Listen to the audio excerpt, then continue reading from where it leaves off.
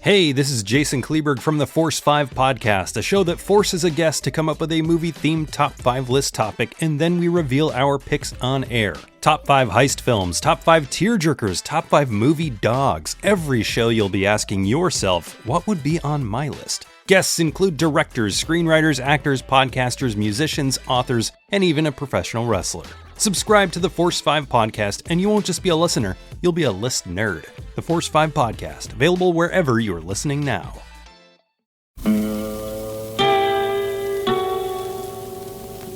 Hello, filthy movie lovers. My name is Gentry Austin. And I'm Casey Scott.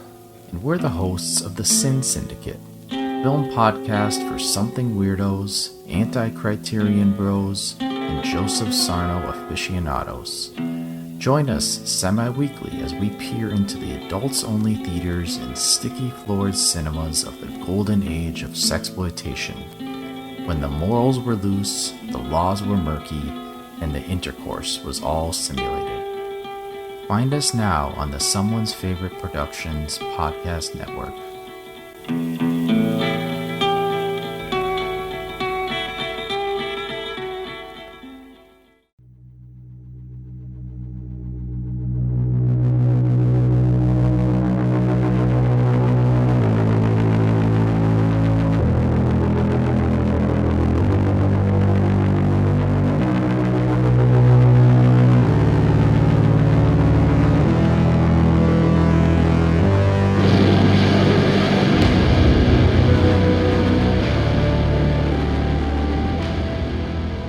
Welcome to the Culture Cast. I'm Chris Stachiw, and I am joined once again by everyone's favorite horror fan, Mr. Eric Kniss.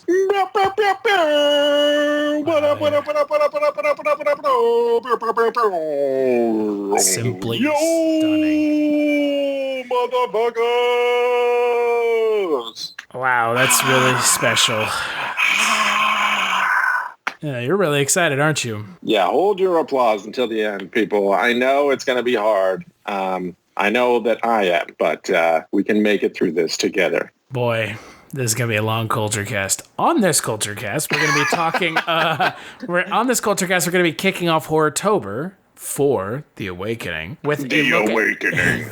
The Awakening. With a look at Stephen Cognetti's Hell House... Did Batman just show up to the podcast? No, well, there is no one cast as Batman. Where is it? No. We're going to be taking a look at Stephen Cognetti's Hell House LLC from 2015 and Hell House LLC 2, The Abaddon Hotel, which was released last month, September 2018, exclusively on Shudder. We also have an interview with the director of both films. And if you can't tell, Horrortober for The Awakening, we're going to be focusing solely on found footage horror movies, which, yes, have gotten a very bad rap, and I think undeservedly so, especially with the films we're going to be talking about this month. So let's get right into Hell House LLC. The film is directed and written by Stephen Cognetti and stars Gore Abrams, Alice Balke, and Danny Bellini. The film centers around a group of friends who go to Abaddon, New York to open up a haunted house inside of an old abandoned hotel.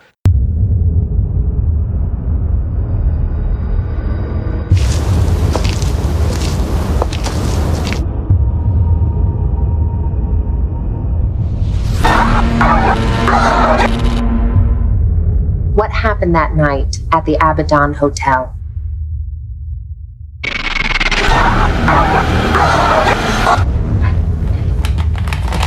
What is that? It's everything. Sarah, have you watched those? No. So you have no idea what's on them? How beautiful is this? Hell House. Look, there it is. Here we go. What was that? I don't know. You have heard the rumors about this. There are no rumors about this place. No rumors. We talked about this. It's supposed to be haunted. Alright, dude, lock me in. Cool, dude. Godspeed. Hey, man. How many freaks did we have? 3 freaks. What's going on? Are you sure? 5.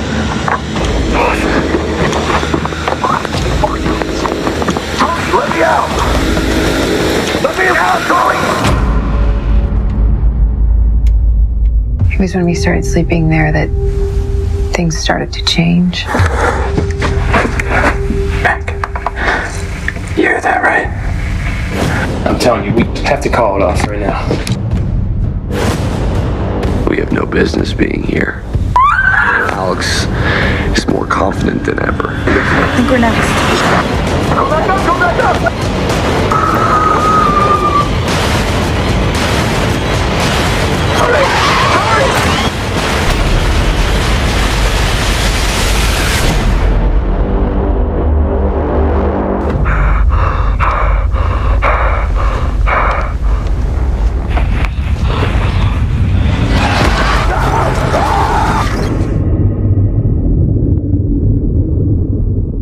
All right, Eric, so I'm curious. You and I had both seen this film before, and obviously we put this list together this month together, so there was a reason we're watching this movie. I'm curious, what do you think revisiting Hell House LLC for the first time in a while? It's not my favorite, if I'm being honest. There are much, much worse found footage movies out there. Hell House LLC 2 being one of them, but we'll get to that when we get to that. But I like the movie in concept, and I find that is my issue with a lot of found footage movies. I feel like their concept sort of like overextends like their actual reach or their actual like ability to follow through on the concept and make something that's actually scary and realistic while being creepy and weird and supernatural and all of that stuff.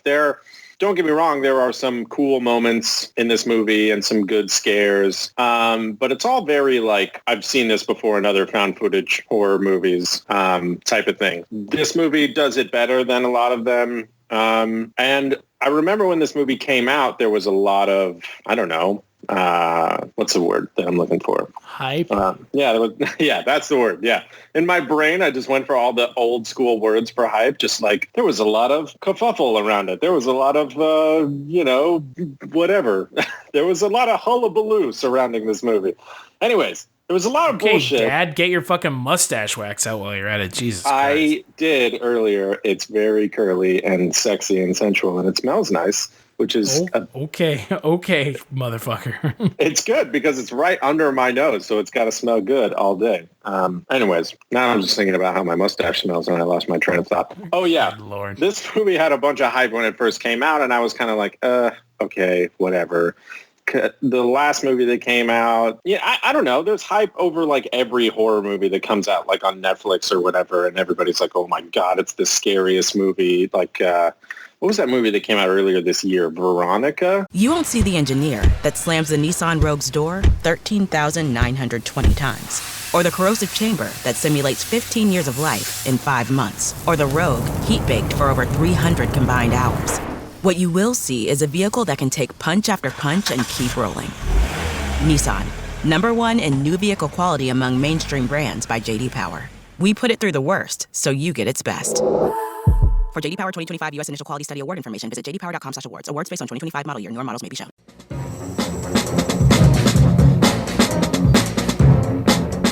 Hello, this is Aaron West. I am the author of the A24 New Wave.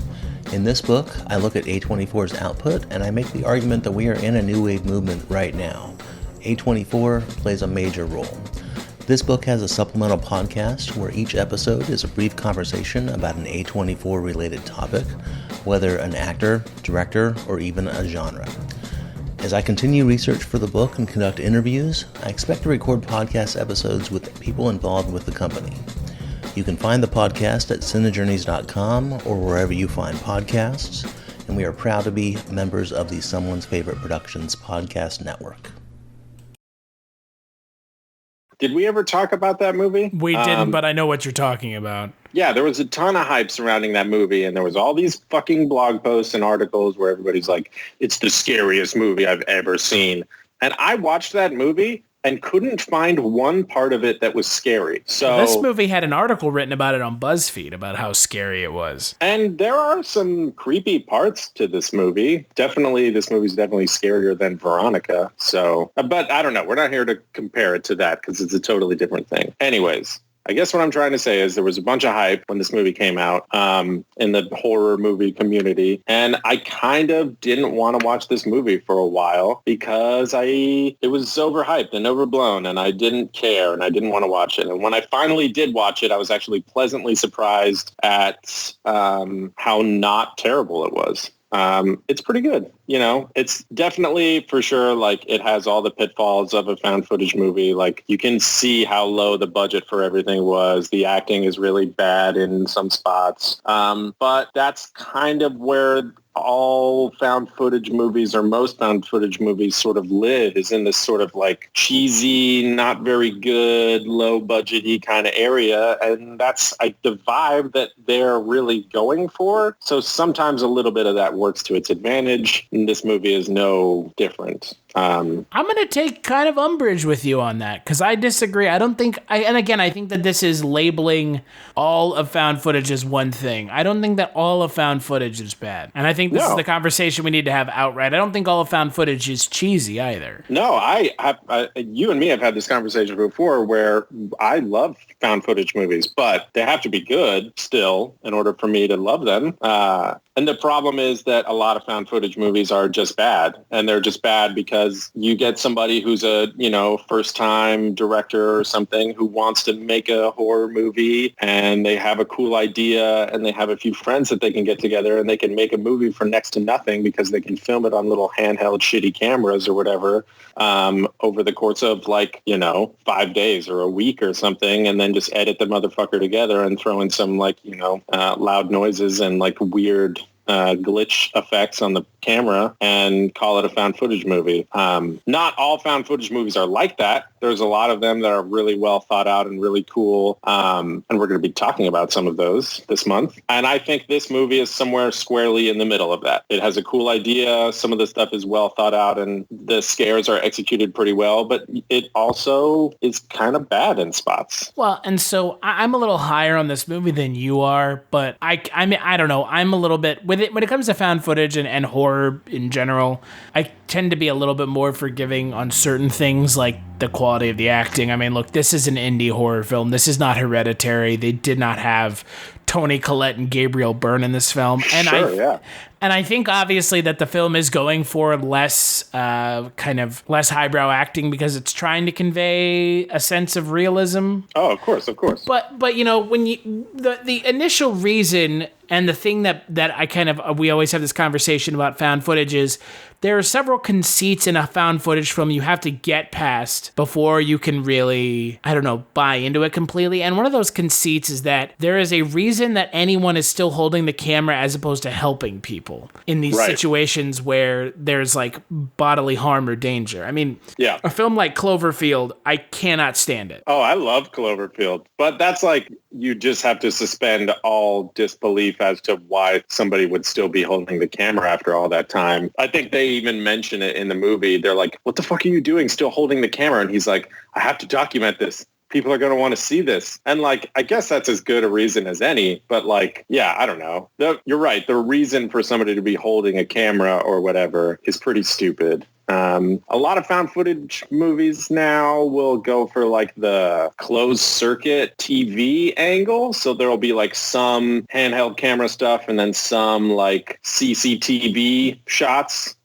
Just a static shot of a camera up in the corner of the room somewhere type of shit. Well, I don't think it's stupid. I don't think that it's stupid. I think it's just you've got to find a way to make it believable as to why the camera is still rolling. Yeah, and exactly. I think this film verges on getting it right. I mean, it makes sense as to why they're filming stuff in the house, in the Abaddon Hotel, because they're documenting their ritual of getting the house ready for the haunted house that they're putting inside for the Hell House. But at the same time, it's just later in the film, it verges in that territory of being just kind of a little on the hokey side and a little, the belief suspension is a little much. Yeah. There is a part in this movie in particular where shit kind of hits the fan, and it's before the haunt opens, and that's the point where I'm okay, in real life, this is where everybody bails. If this shit happens to me and I'm there, or even if it doesn't happen to me and it happens to my friend and he shows me the footage, I'm gone.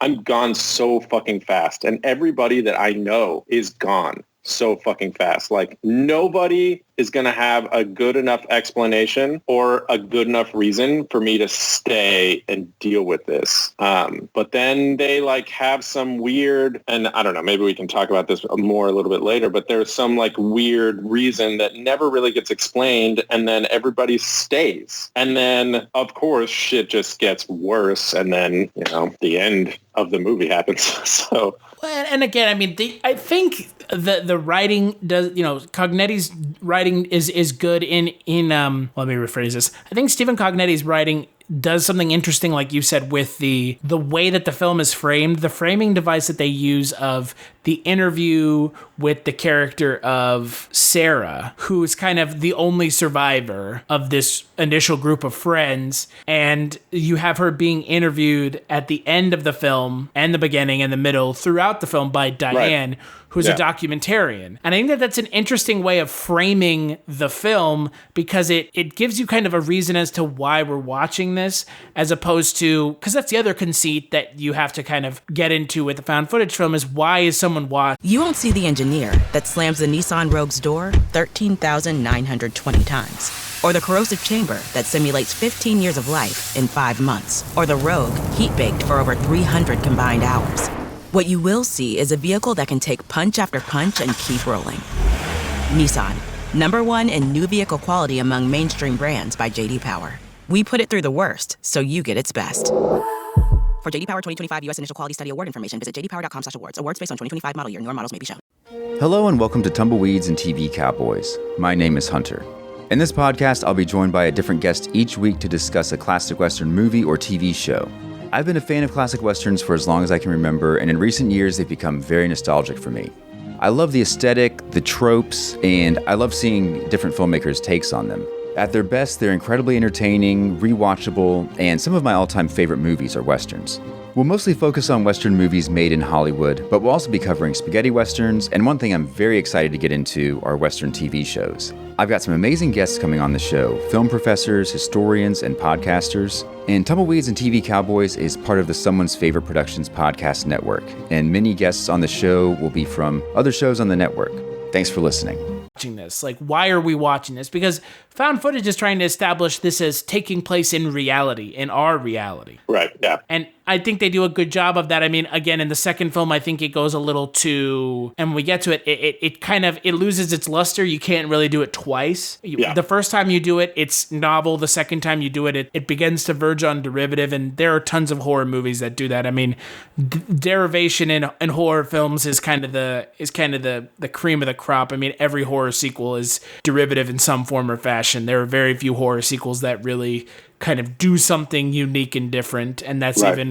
even with franchises that you and I both love to death. Sure. But that's the thing about this film that I do appreciate, is that it is something interesting, it is something unique, it is something different, and like you said, that's kind of, found footage seems to be a better idea sometimes than execution, and I think this film's execution is pretty good, but like you said, there are things about this movie that do take me out of it, and kind of take me out of enjoying the movie.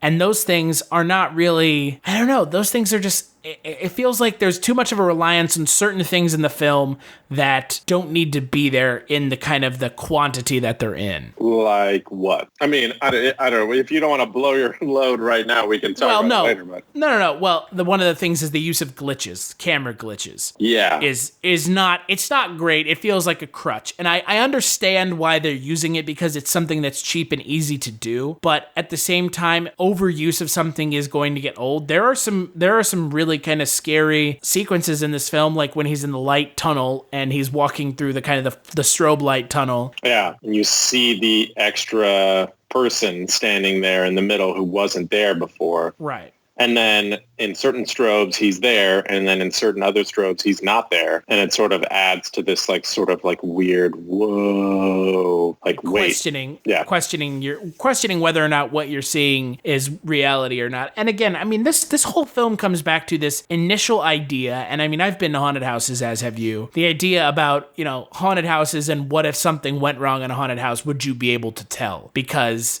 you're stepping into a fantasy, and it's a fantasy that's, more kind of violent and gory than like a theme park. I mean, if something went wrong at Disneyland like this, you would know because someone dying at Disneyland is not part of the attraction, but at a haunted house, that's a different story. Isn't that also the premise for that new horror movie that came out? It's called like Hell World, Hell something. Hellfest? Hellfest, that's the one. Kind of, but it's more centered around like a serial killer stalking people. Right, but it's like at a theme park that's Halloween themed or horror themed or whatever, and so the whole thing is this guy basically has carte blanche to go around and murder people because everybody just thinks that it's part of the show. Right, which again is an interesting conceit. Right, and I think that there are some parts to this movie, especially because it does the whole like behind the scenes of setting up this haunt, and then the whole idea that like they do the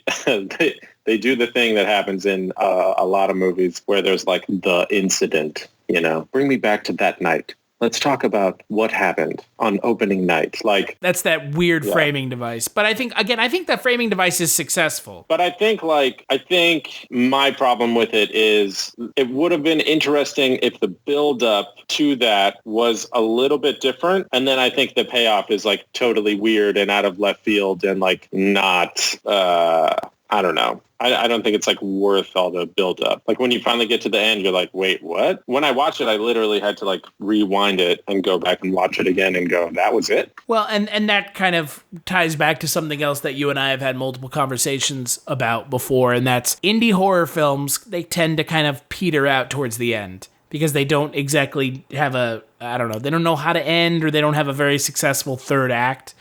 And this film falls into that camp. The final act of this film, the interaction between Diane and Sarah at the end of the film is just completely it's disappointing. And And the way the film ends, again, it's very generic for a film that really has this kind of interesting premise, and then you have this kind of generic ending, an ending that anyone could kind of see coming. And it's a little disappointing because up until that point, I was really kind of on board, and then like you said, the incident that ends up taking place is not as kind of crazy over the top as I was hoping. And again, I mean, that's a lot of that is kind of restrictions due to the budget of the film. Sure. I don't think they were really going to ever be able to do a lot of over-the-top stuff with a smaller budget, especially if they're trying to use CGI, which they do have some CGI at the end of the film. Yeah. So that's kind of my big disappointment with the film, is that the end ends up being just kind of generic and seems almost like from another movie. But I mean, ultimately, again, this found footage horror film is better than most of them.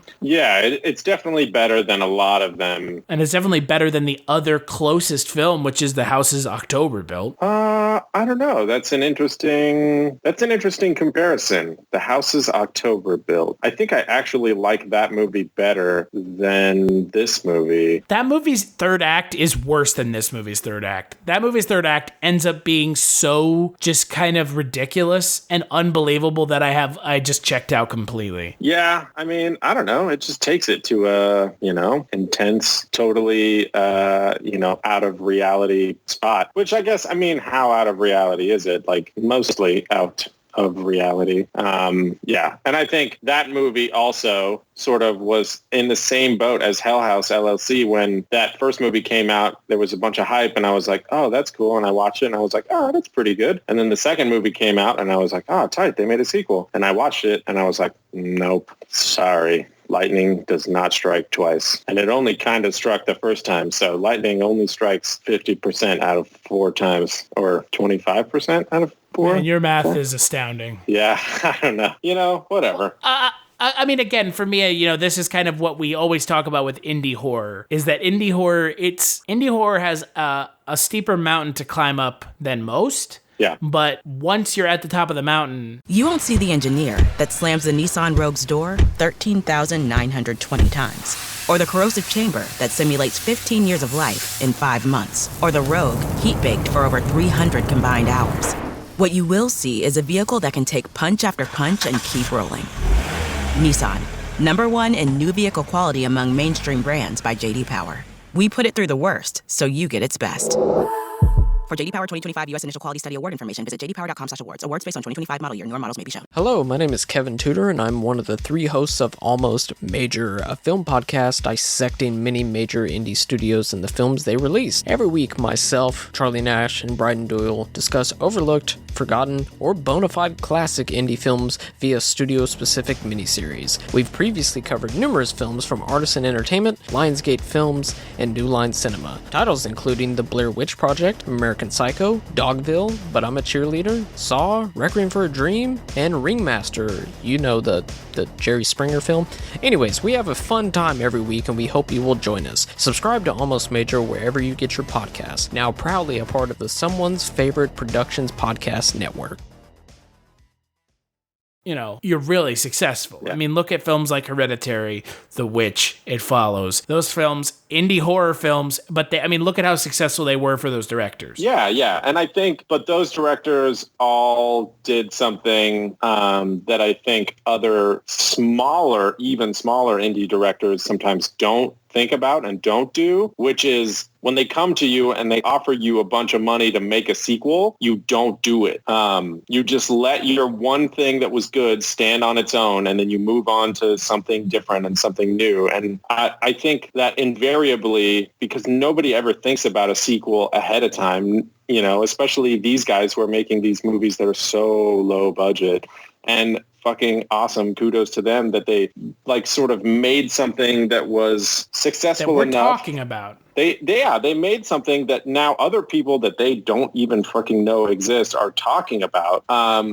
Which is awesome. It's great. It's fantastic. You did something amazing. But I think the downfall to a lot of these filmmakers is it's hard to say no when somebody asks you to do a sequel to the thing that got your name out there, you know? And you're like, oh, awesome. I have this, thing that I spent so many years trying to make, and I got my friends involved, and I borrowed a bunch of money and this and that and the other thing, and I made it happen, and I got it out, and it was successful enough to where somebody's going to pay me now a bunch of money to make a sequel to it. And that's just guaranteed cash that they're just handing you. Unfortunately, I feel like a lot of times these guys should say no. The sequel is always invariably exponentially worse than the first movie. So I think, and we'll talk about this when we talk about Hell House LLC 2, the Abaddon Hotel, that and same with the houses October built. Now that I'm thinking about it, there's so many similarities between these two sort of mini franchises that whenever you try to expand on the concept and expand on the lore of the concept and the universe that you've built, it always falls apart. Unless you had planned it out way ahead of time and wrote about this all when you wrote the first one, when you start to introduce all these extra things in the second movie that are just extraneous and don't matter, and try to make that the focus, it just takes away from it, and it just makes me go, okay, whatever, who cares? Get to the part where it's scary. Well, like you said, there should be a lot of applause and praise heaped on these guys. Yes. Because they're really making something that is hard to do, which is a successful film and then another sequel that, in Hell House LLC 2, it got it picked up exclusively on Shudder, which, again, if you have the premier horror platform touting your product, that's about as good as it gets for any horror director I can imagine. But like you said, there is this inherent issue here with the quality kind of dropping off and not expecting that you're going to have the ability to go farther down the rabbit hole with your film. And again, these kinds of film, found footage, unless you figure out a way for the second film to be interesting or novel in another way, it's going to feel derivative and it's going to kind of spin its wheels. So, well, before we talk about Hell House LLC 2, the Abaddon Hotel, what would you give the original film? I'll give the original film a 3 out of 5.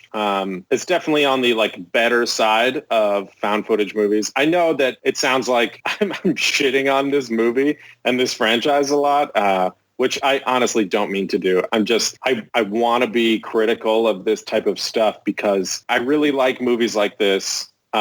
low budget indie movies, found footage stuff from a first-time director. This is a really good outing for your first outing. I've seen a lot of movies from directors who are big-time directors who have millions of dollars of budget that make movies that are much, much worse than this movie. So I'm not trying to shit on everything and only talk about the bad. I'm just trying to be critical because I want things like this to come out more, and I want them to be better when they come out. And it's a shame sometimes when they're not. Hell House LLC 1, the original, the first. It's a solid 3 out of 5. Definitely worth a watch, especially if you're a horror fan and if you like found footage movies. It's definitely one of the better ones in recent years. So I'm with you. I'm going to give it a 3.5 out of 5. I like it a lot. I think it's a fun movie. I think it's we've been talking about, it really kind of breaks the found footage's bad mold, because this is a film that I would suggest to most people to watch. And I think that this movie is scary in parts. It has some good, interesting scares. It has some novel scares. Again, I think the concept is really unique and interesting and fun. And, I walked away from this movie wanting another movie, but not needing one, if that makes sense, which is kind of the sign of a good film. If you can tell a contained story, and if there's a sequel, great. If not, great. I don't really need one, but if you're going to give me one, I'll watch it, sure, because I think that the idea is interesting. So, I would definitely give it a 3.5 out of 5. So, we're going to take a break. We're going to play the interview I did with Stephen Cognetti and some commercials, and when we get back, we'll talk about Hell House LLC 2, the Abaddon Hotel. Have a hunger for horror? A yen for Yelp yarns? Then give your blood-curdled bones a boon and tune in to Chronicles from the Crypt. Join sordid slime slingers Casualty Chris and Father Malone as they take on HBO's groundbreaking television series Tales from the Crypt. Here's what the rotting and rancid rabble are saying about Chronicles from the Crypt. No! Tune in to Chronicles from the Crypt. You have nothing to lose except your life.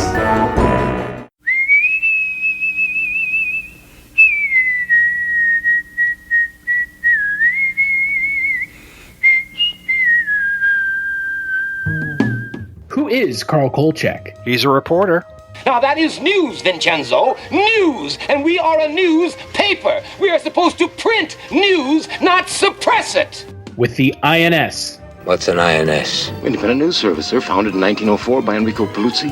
Who seems to have a nose for the strange and unusual. You won't see the engineer that slams the Nissan Rogue's door 13,920 times. Or the corrosive chamber that simulates 15 years of life in 5 months. Or the Rogue heat-baked for over 300 combined hours. What you will see is a vehicle that can take punch after punch and keep rolling. Nissan, #1 in new vehicle quality among mainstream brands by J.D. Power. We put it through the worst, so you get its best. For J.D. Power 2025 U.S. Initial Quality Study Award information, visit jdpower.com/awards. Awards based on 2025 model year. Newer models may be shown. Do you love movies? So do I. What's up, y'all? It's KB, and I love movies. Inviting you to listen to The Conversation, a film podcast where passion meets perspective and opinion. From the old school to the new, I invite a guest on to discuss the movies that thrill us, challenge us, break our hearts, or even blow our minds. There's always new episodes dropping wherever you get your podcasts. So join the conversation. We don't just watch movies. We love talking about them too.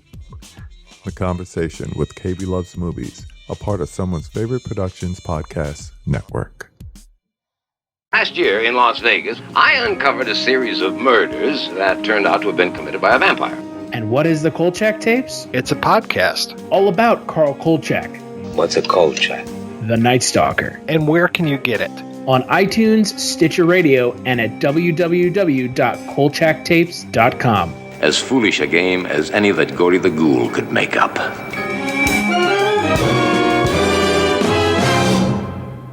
Here's what some people are saying about the Projection Booth podcast. Week after week, I'm mesmerized by the focus given great films and questionable films alike. But every episode is a learning and entertaining experience. This is hands down the best movie podcast. They cover so many different genres across so many years, from obscure movies to blockbusters. If there's only one podcast about movies and cinema that you listen to, make it this one. the Projection Booth Podcast, with new episodes available every week at projectionboothpodcast.com. In 1985, a curious phenomenon occurred. The Twilight Zone returned to television, featuring all new tales of mystery and imagination from the minds of Ray Bradbury, Harlan Ellison, George R.R. Martin, and Stephen King. Dreams for Sale, the Twilight Zone 85 podcast looks back at that land of shadow and substance and re-examines the groundbreaking successor to Rod Serling's legacy. Featuring new interviews with the show's creators and cast, Dreams for Sale can be found on iTunes and at twilightzone85.com. Dreams for Sale. We'll be waiting for you in the Twilight Zone. All right, so how did you initially come up with the idea for Hell House LLC? One of my principal funders for the movie had given me the idea. Said I was living in New York City at the time. He had done the some haunted house in New York City, and he said, it'd be a good movie is if something went wrong in a haunted house. I was like, do you have anything more? He's like, no, that's all I have, but it'd be a cool story. If you can make a story around that, I'll write you a check. So I started writing, and then, there's so many versions of the script and drafts of the script over a couple of years, though. But what I eventually landed on was shooting a documentary style and having something go wrong captured on tour-goer video and showing the chaos that way instead of like regular narrative style film. I decided to go with the found footage, found documentary route with it, and just the story evolved from there. I found this random abandoned house out in Rockland County, New York, which is right outside of New York City, right over the GW Bridge. And then I said, that's where Alex takes his haunted attraction out of the city, and he goes into an abandoned place outside the city. And so, little things like that over time, just the story evolved. And that's how we got to, Hell House LLC. Then the name Hell House is Alex is a fan of, what's his name?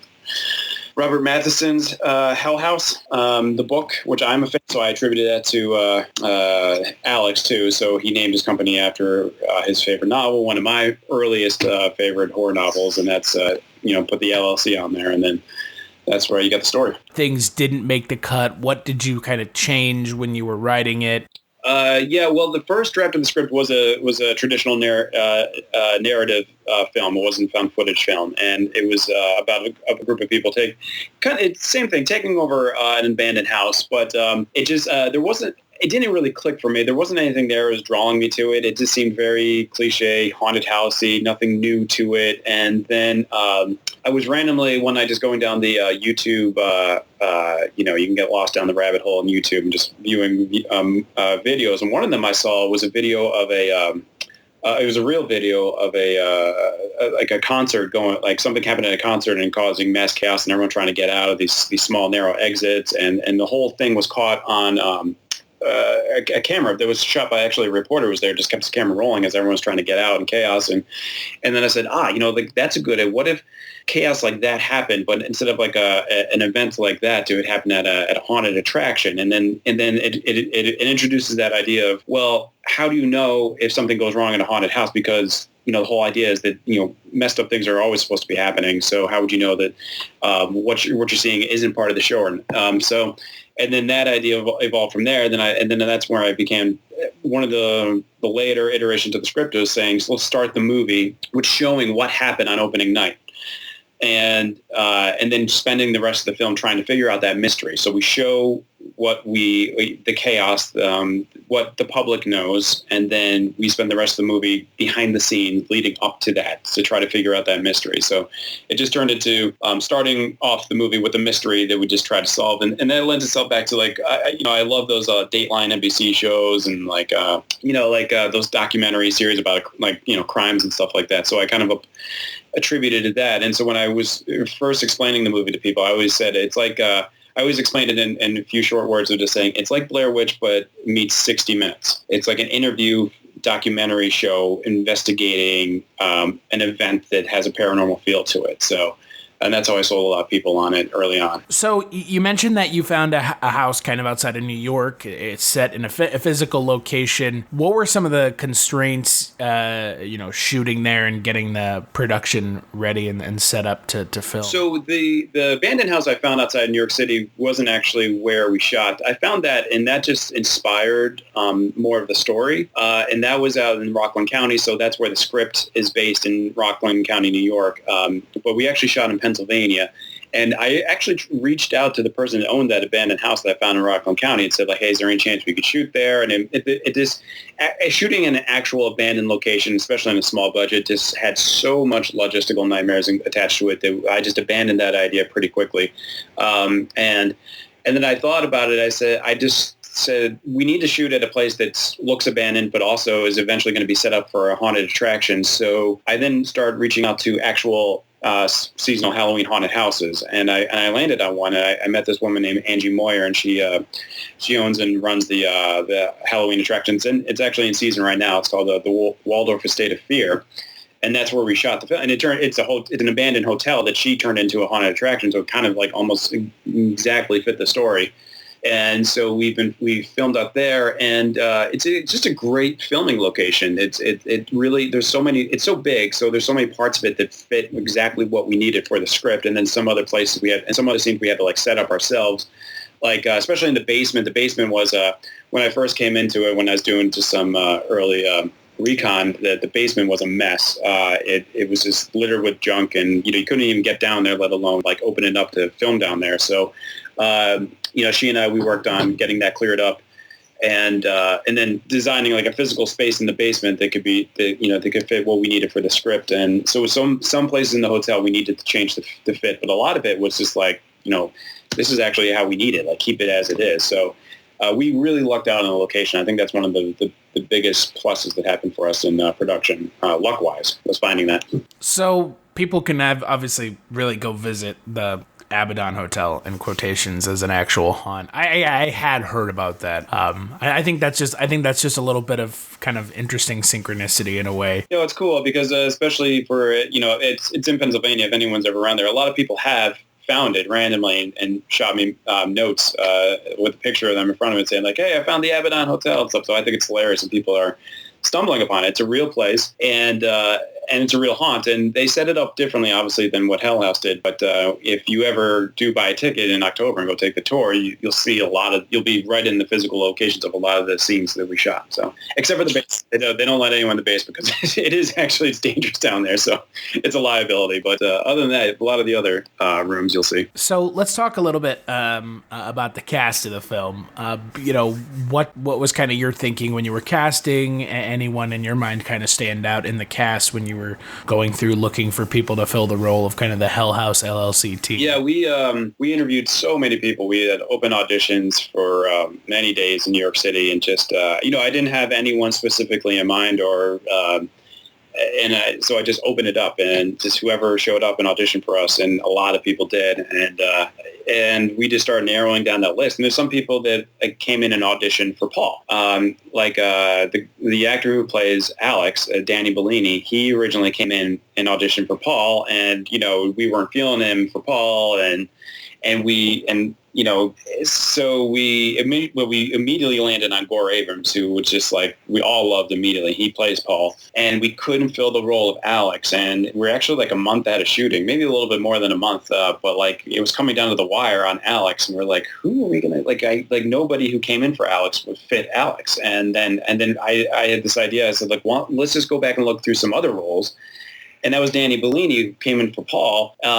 And he said, let's bring him in and try him for Alex. And he did. And he came in and he just did this like improv session of like being a haunt owner. And it was amazing. And he really looked like he owned a haunt. And it was just his passion. That's what he did. And he just did it all in improv.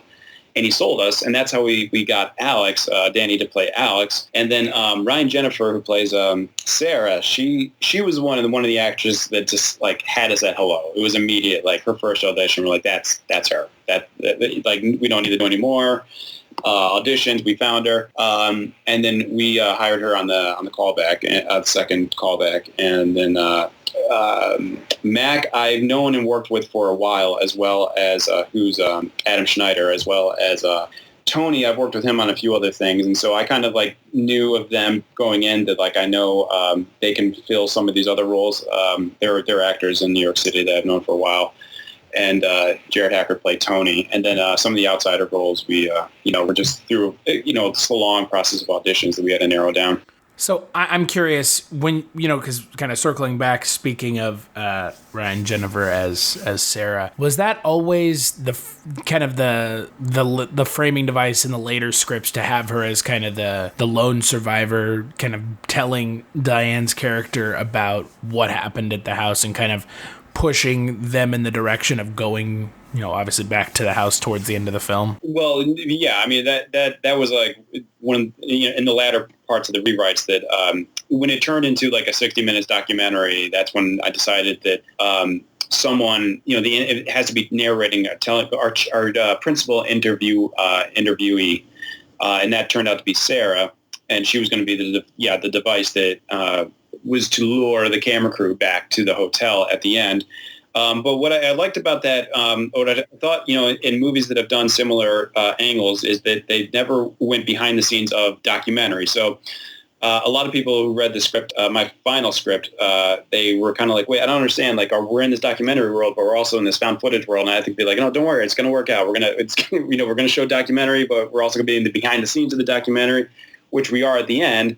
The camera falls down. You hear a hot mic incident of Sarah saying, you should really check out the hotel if you get a chance. And she kind of like inviting them there, but it wasn't like really part of the interview. It's kind of like off, behind the scenes, hot mic-ish incident with Sarah. So, and that was the intention of her character all along. Once I locked the script, was that she was going to be the instrument the hotel used to lure more people there after the fact. I think that is one of the more successful things about the film is the kind of the blending of documentary and found footage. Because most found footage films are played pretty straight, and there's a lot of problems with the conceits of found footage kind of are immediately ignored, and I think that's one of the things that kind of people do. Yeah, and it's one of the things I love so much about the movie Lake Mungo. It's one of the first times I saw fake documentary horror that was just done so well, and it was such an early inspiration for me to see that someone else can have such success in the horror genre with just a found documentary, and I knew it could be done because Lake Mungo did it so successfully. I love that film so.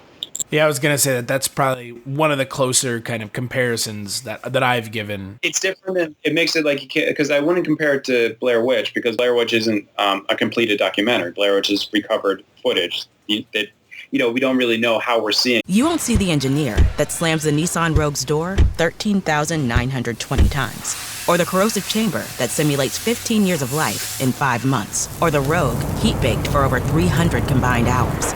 What you will see is a vehicle that can take punch after punch and keep rolling. Nissan, #1 in new vehicle quality among mainstream brands by J.D. Power. We put it through the worst, so you get its best. For J.D. Power 2025 U.S. Initial Quality Study Award information, visit jdpower.com/awards. Awards based on 2025 model year. Newer models may be shown. Have you ever wanted to dive deeper into the horror movies you love?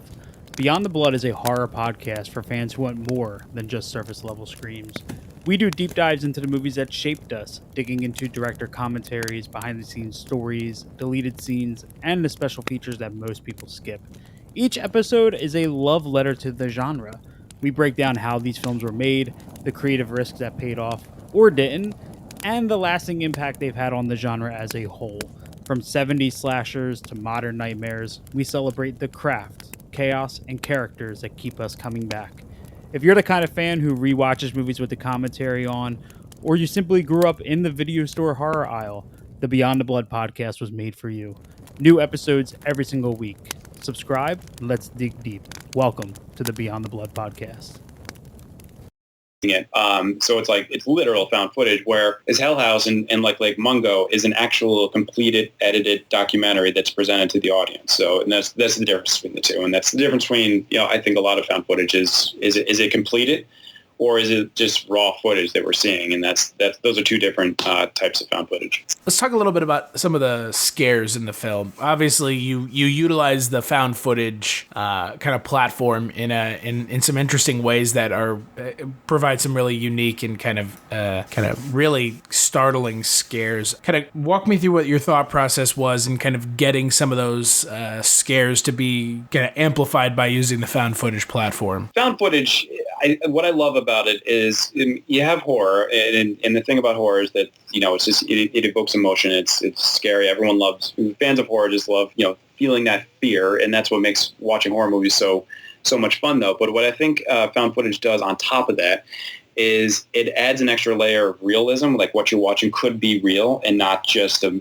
movie, a scripted movie. So the more real a scare looks, the more terrifying it is. And so that's what I love about found footage. And I think that's what made Blair Witch so terrifying, is that everyone thought that was real, after you watch it. So that's why, there's no really big jump scares in Blair Witch, but it's so terrifying just because it all feels real. So they were so good at doing that.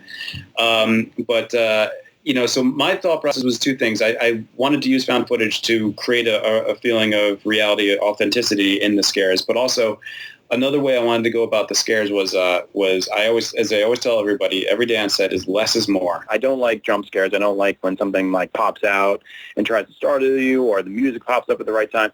I like the subtle things in the background, things that like make you just send a chill up your spine. So, and that was the whole, every scare was written with that in mind. Nothing over the top, just subtleties that you might catch in the background, or in terms of like a scene like with the clown at the bottom of the stairs. The whole idea that's terrifying about it is it's just not supposed to be there. It's not that the clown is chasing us around with an axe or something like that. It's just standing there. It's not doing anything. And then that in itself is creepy. And so those are the kind of scares I like.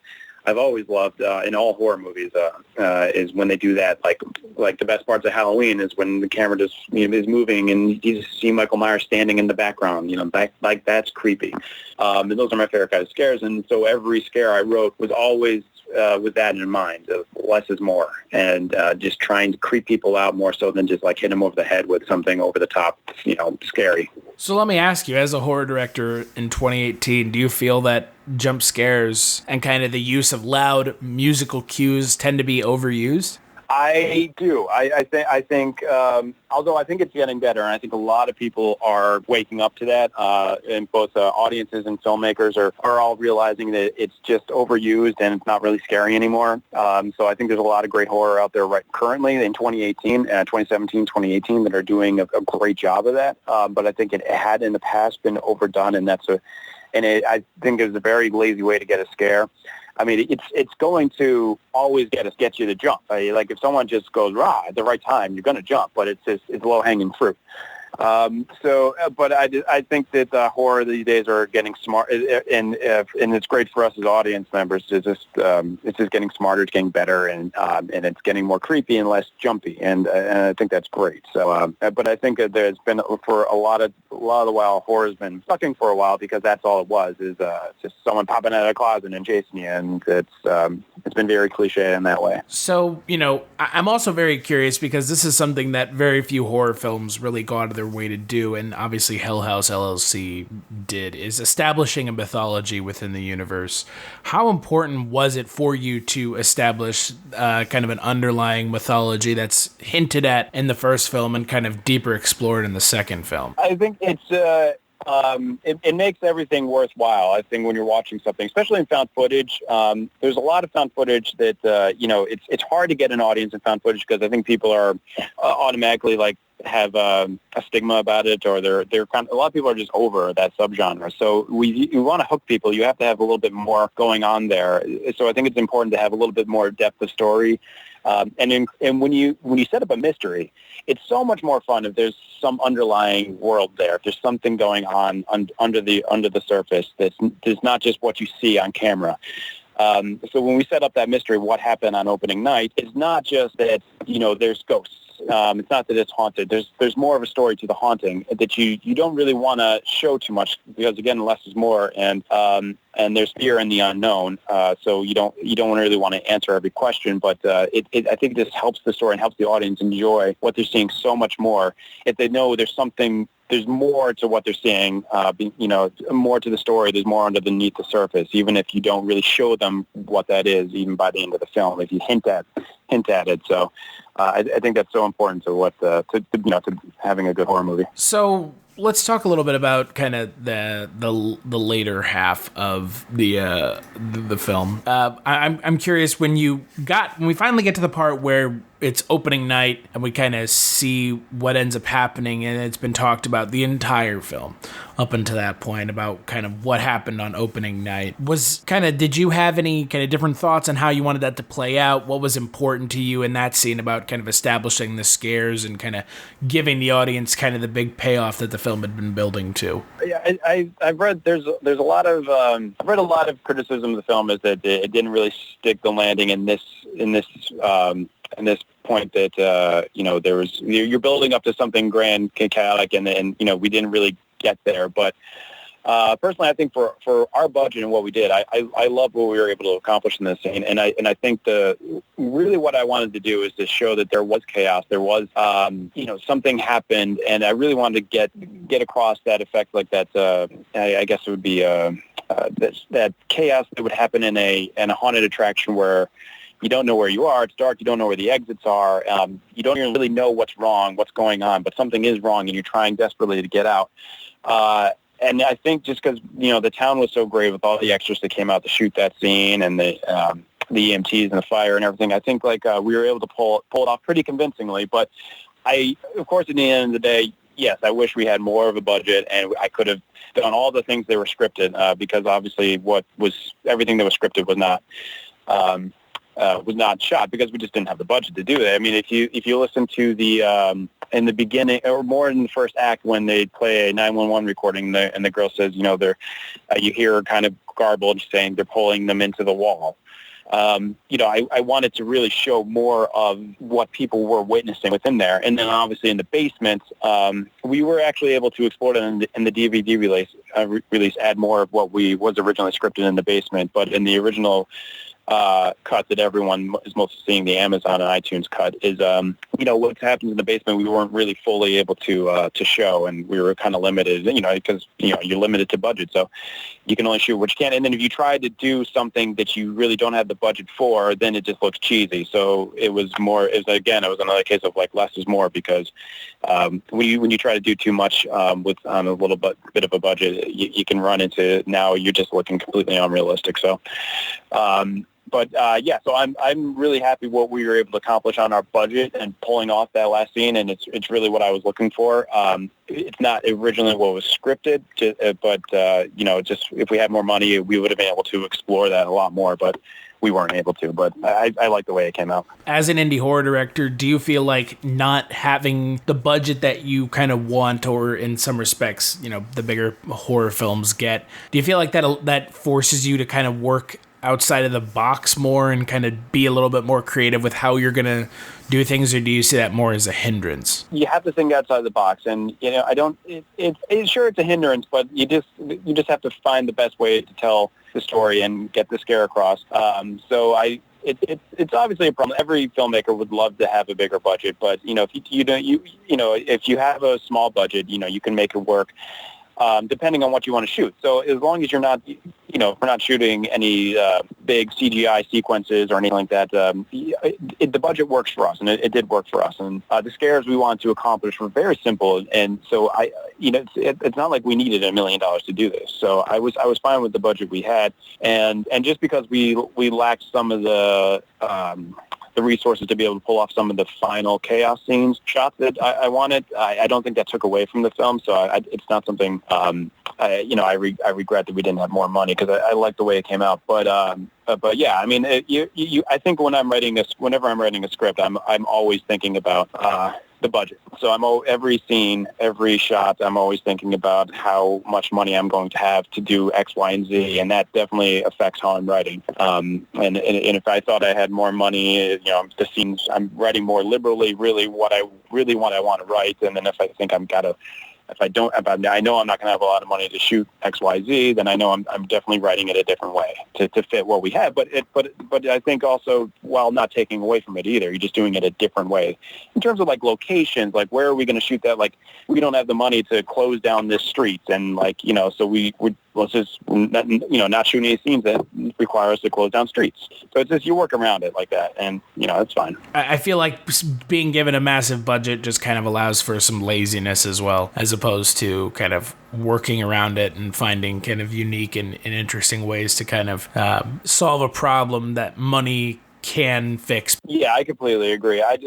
Even if someone offered us more money for Hell House, I would say I don't need it. I mean, the story we're trying to tell, we can we can definitely tell, because I think any more money would have had the potential of making it look less real. And that's what we didn't want. The whole thing was making it look as real as possible. And the more, if we added in more effects, then you run into taking away from that and making it seem like a studio film and not like real footage. So that would have been a problem too. So, for this movie, having small budget, it worked perfect for us, I think. So, I'm curious about the ending of the film. With the end of the film, it doesn't, to me, it didn't seem like, and this is something that, again, I think is very successful about the film, it didn't seem like there was a necessity for a sequel, if that makes sense. It didn't seem like you'd set up a sequel. The film stands alone as kind of its own singular piece of entertainment, which a lot of horror films nowadays kind of always have like an end coda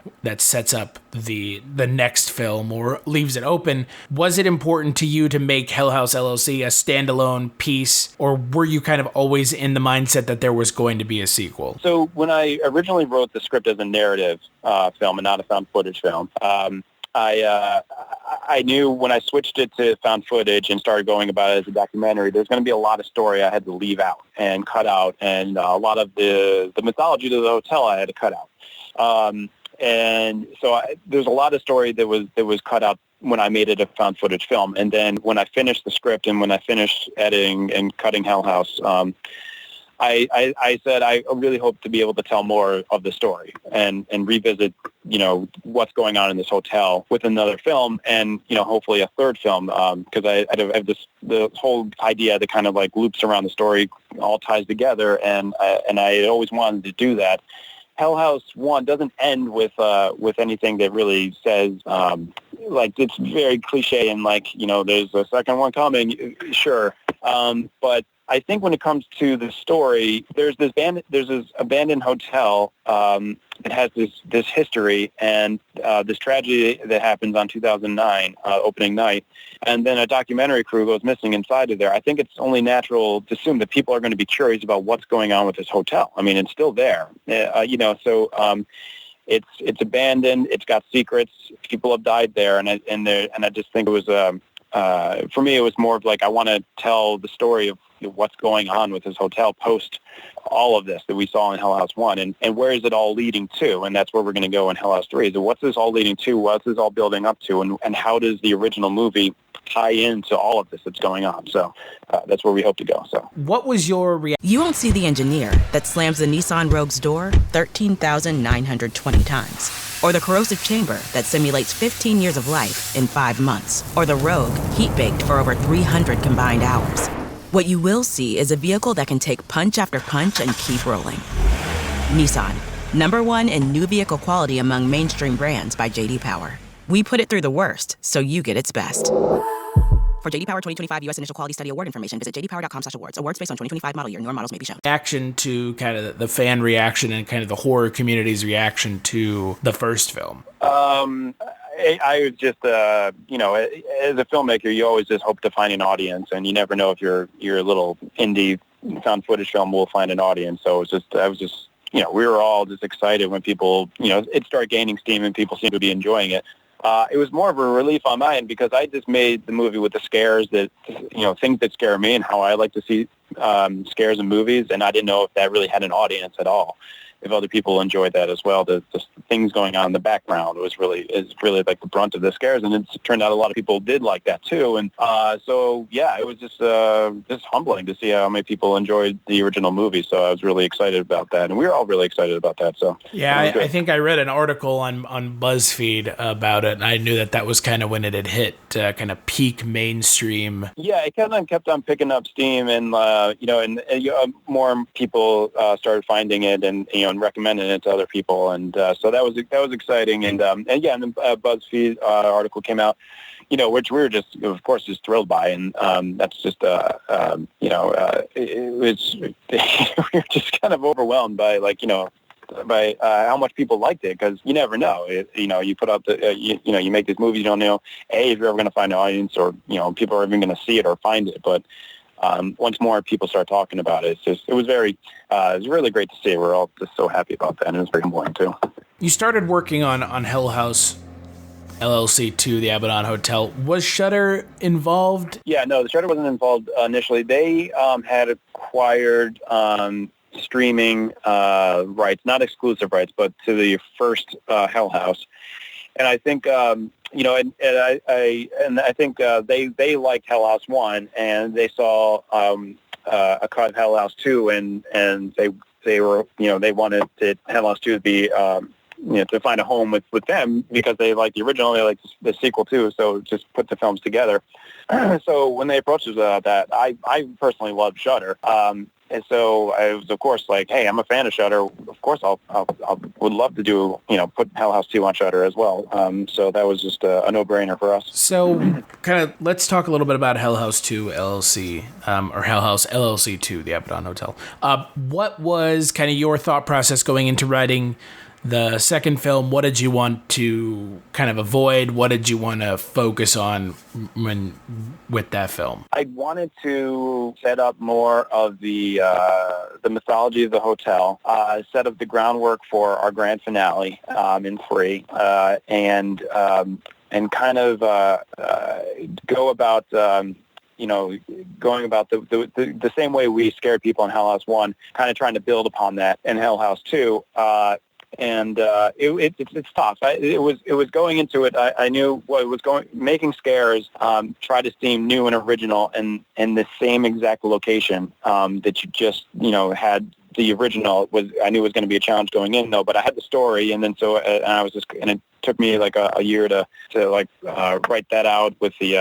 And I had to get the scares in there. So I wanted the scares to be original into their own, and not really so tied to the first one as much as we could, even though it was tough being as though we're kind of in the same location, and almost like with the same with the Hell House props that are still there, and they're just kind of like artifacts in an old abandoned. So that was I think that was the biggest challenge going in. So really what we wanted to do was set up the groundwork for 3, build the story, and the mythology of the hotel, while trying to answer some questions of the original, was really the purpose, what our focus was going into 2. So with 2, you really kind of expand upon the end of the first film. You kind of go the documentary crew going into the film, the documentary crew going into the house idea that the end of the first film expanded on. Was that always what you were going for? Did that go through any changes, or was the documentary crew always going into the Hell House? There was always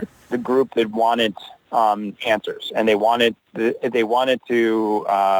get to the bottom of what happened, because at the end of 1, Diane's crew goes in there, she goes missing, but the public doesn't really know what happened to Diane. They just know there's this documentary out there called Hell House, and they don't know if it's real or fake. And so I knew I wanted to have the film debate that question: are the events of the movie within the world of Hell House, are they real or fake? And because we know there's a debate in the public about that. Like, this is a pretty scary documentary, but I don't know if I believe it or not. So that causes, and if that was going on in reality, what would happen if a movie like that came out in real life? Of course, people would descend upon it, like try to break into it, and then people would dare each other to go inside of it and see what happens to them. And so I wanted to include a lot of that, of like that. Those little ghost stories you tell around the fireplace, not fireplace, the fire, I guess, of like picking up a hitchhiker from from Hell House that night. Someone sneaking in and just seeing, someone on the stairs. It's like a small little tidbit of side story scares that just were happening in the fallout of the Hell House documentary, the original. So I wanted to include that part of it, like the fallout, the side stories of people sneaking in and out of the hotel. And also, use the documentary crew as the focus of our A-plot and they're the ones that are really after the mystery. What's going on in the hotel, and how is the hotel's owner behind everything? What happened to Hell House? What happened to Diane? Everything. So that's their purpose, and that was the purpose of the second film. There's a little bit at the beginning of the second film that has kind of similar kind of angle to it, about kind of telling some events that are about the house, but end up kind of just being more kind of scares and setup for the later part of the second film.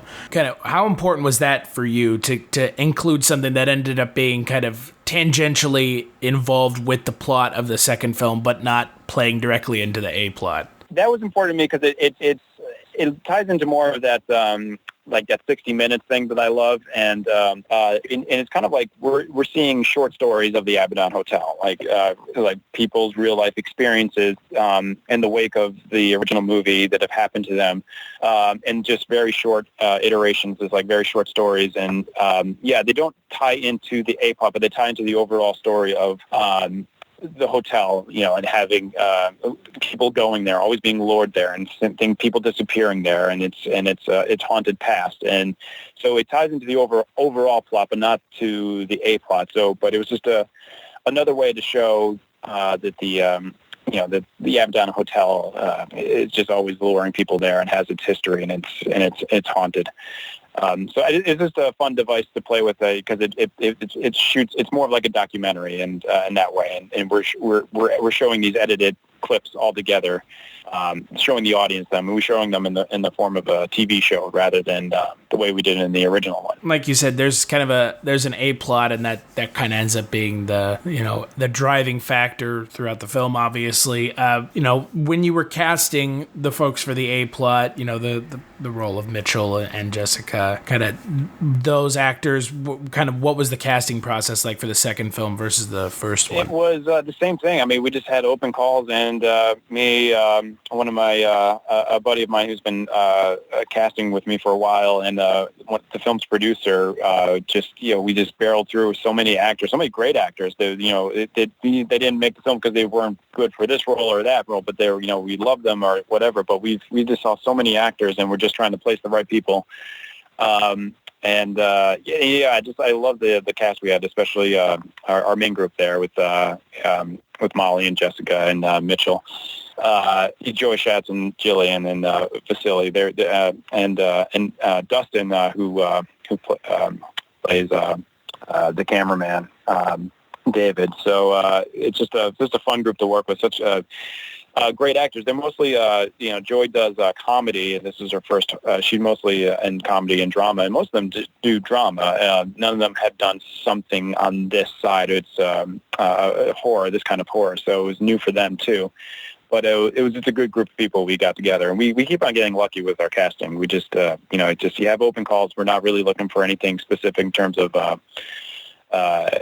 age even or ethnicity or anything. We're just looking for the best people for the role, and we always we came out with this group, and I think we lucked out again, just like we did with the original cast. Now there's a difference in the original cast, is that the original cast was meant to be good old friends that have always been together, and they meshed well in that way. They did such a great job of the original cast of seeming like they're old friends, and this new group, the audience comes upon them a little bit more colder. You don't really get that camaraderie build up that you did with the original cast. So, people have a love of like Paul and all those guys. It's going to be different feeling for this cast because it's just where you just introduce them differently. And so, who inspired the Brock Davies character? Was there a real life inspiration, or was it just kind of a little bit of a send up of? Yeah, I think that's an amalgamation. I was thinking that if going into the hotel, there's so much energy there. And to just be investigating, trying to look through boxes for evidence, trying to find anything you can evidence-wise was not enough to explore this mystery. And I thought there always needed to be a character that's trying to explore the spiritual side of the hotel, not just the physical evidence side of the hotel. And so we interviewed so many people for this role, and we landed on Kyle, and he was just so good.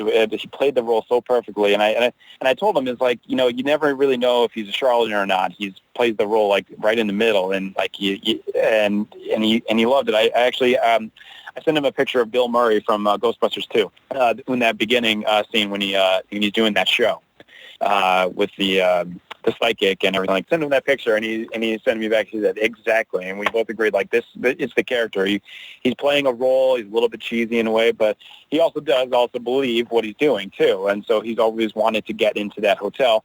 Yeah, I even wrote a tease about him before we even like just a little bit after Hell House came out. I wrote on our Facebook page something about the character Brock Davies has always wanted to get inside the hotel, and he feels the greatest place for spiritual energy is the dining room. And the reason he feels that way is because that's where Tully had killed himself, and his cult had killed himself. So even like right after Hell House 2, Hell House original came out, I was new as a character because I was teasing it too.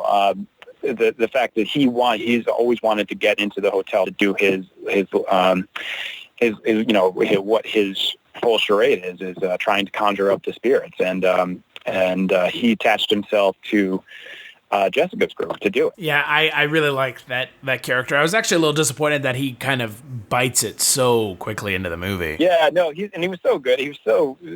I remember it took a week to start filming to cast him. It was we were running so under the gun with casting, trying to find the right Brock Davies, and we're going back and forth. And I just reached out to Kyle, and he sent me his audition tape, and I sent it to a few other people. I said, guys, we nailed it. I mean, like at the 11th hour, this is him, and he did such a great job with it too. And he was actually in the middle of doing Shakespeare in Harlem at night, and we had to like drive him out for his scene Friday night at like midnight from New York City out to Pennsylvania, because he had just finished doing Shakespeare at some like grand theater in Harlem, and we had to drive him out right from doing Shakespeare to the middle of nowhere, the abandoned hotel, to play Brock Davies the next morning. So it was pretty, I'm sure it was a little daunting on him, but he did a great job. So let's talk a little bit about the scares in the second film, because obviously you're back in the same set from the first film. Talk a little bit about